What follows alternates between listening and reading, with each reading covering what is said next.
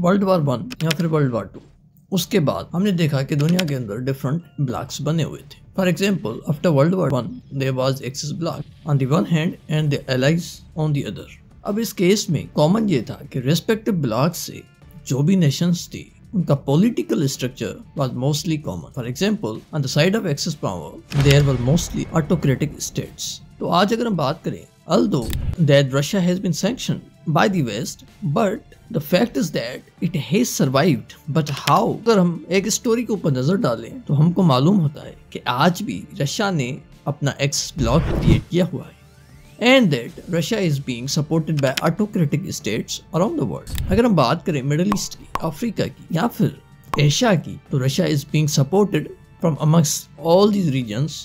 And that is the reason Russia has survived the Western sanctions.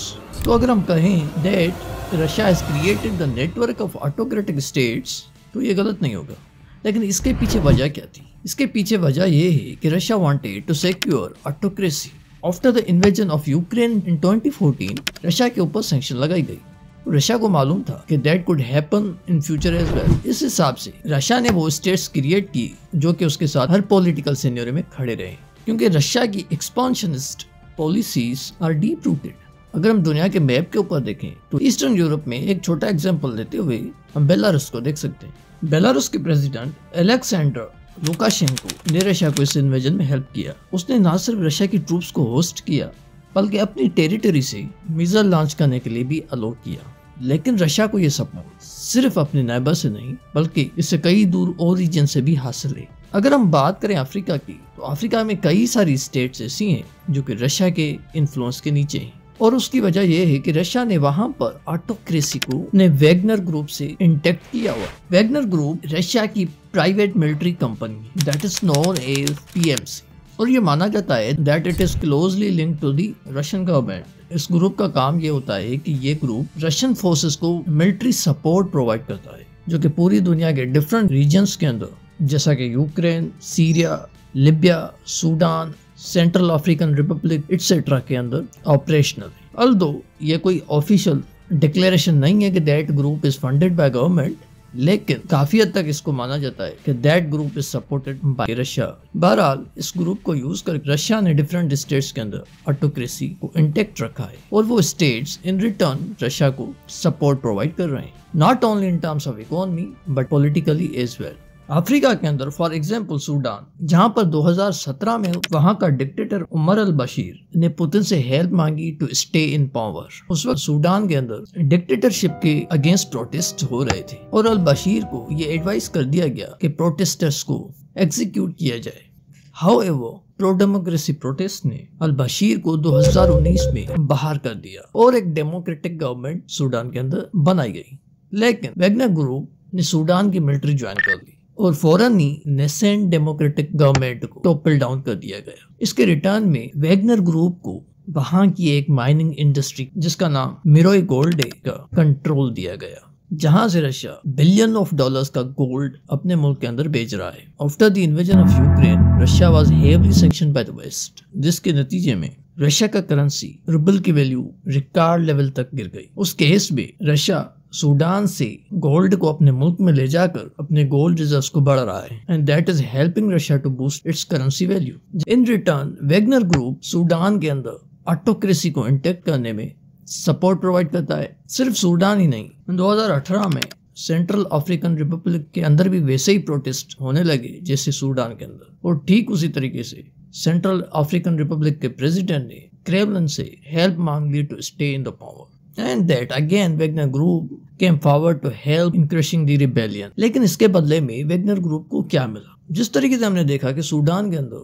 Wagner group got the control of gold mining, वैसे ही central African republic के अंदर उसको बदले में एक diamond industry का कंट्रोल दिया गया, और फिर वो डायमंड्स सेंट्रल अफ्रीकन रिपब्लिक से स्मगल किए जाने लगे, and that they are being sold out.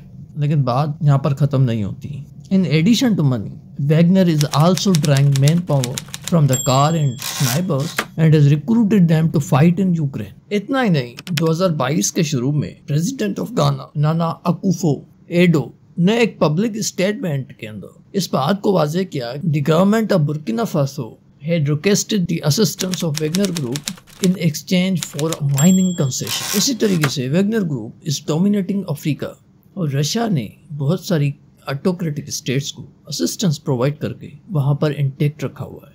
Not just Africa but if we look at Middle East we will come to know that many autocratic states there are helping Russia as well। अगर हम बात करें United Arab Emirates की तो वहां पर Sudan से लिए जाने वाला गोल्ड और सेंट्रल अफ्रीकन रिपब्लिक से लिया जाने वाला डायमंड भेजा जाता है and that UAE government is not taking any action despite the fact that this is all illicit. इस बात से क्लियर वाजे होता है कि यूएई इन फाइनेंशियल ट्रांजैक्शंस को अलाउ करके रशिया की वार मशीन को सपोर्ट कर रहा है और इसी तरीके से रशिया ये चीजें वहां पर सेल आउट करके अपनी इन्वेजन्स को और मिलिट्री एक्सपेडिशंस को फंड कर सकते या फिर कर भी रहा है एंड दैट ये सारी चीजें रशिया के लिए वेस्टर्न सेक्शंस को इवेड करने में हेल्प ही करती हैं। यूएई के अलावा अगर हम दूसरी एग्जांपल देखें तो वो है ईरान। रशिया और ईरान के defence ties are growing stronger और ईरान भी वेस्ट की जानिब से एक मोस्ट सैंक्शन्ड ऑटोक्रेसी है and you know that Iranian drones have played a critical role in attacks on Ukraine. जैसा कि हमने देखा कि अफ्रीका के अंदर वैगनर ग्रुप प्रोटेस्ट्स को क्रश करने में हेल्प करता है, इसी केस में Iran had also sought help to defuse protests. For example महिसा Amini के डेथ के बाद ईरान ने रशिया से हेल्प मांग ली और उसी तरीके से रशिया ने अपने एडवाइजर्स को डिस्पैच किया। फर्दरमोर ईरान वेस्ट की जानिब से मोस्ट सेक्शन कंट्री होने के नतीजे में ये नेचुरल है कि रशिया और ईरान की nexus is getting deeper.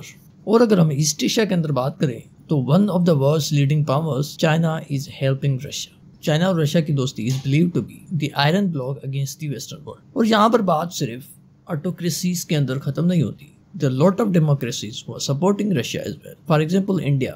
India is the major oil importer from Russia, जिसकी वजह से भी रशिया वेस्टर्न सेक्शंस को झेल पा रहा है। फॉर एग्जाम्पल जैसे ही वेस्टर्न सेक्शंस रशिया के ऊपर लगी तो India continued it's oil imports from Russia.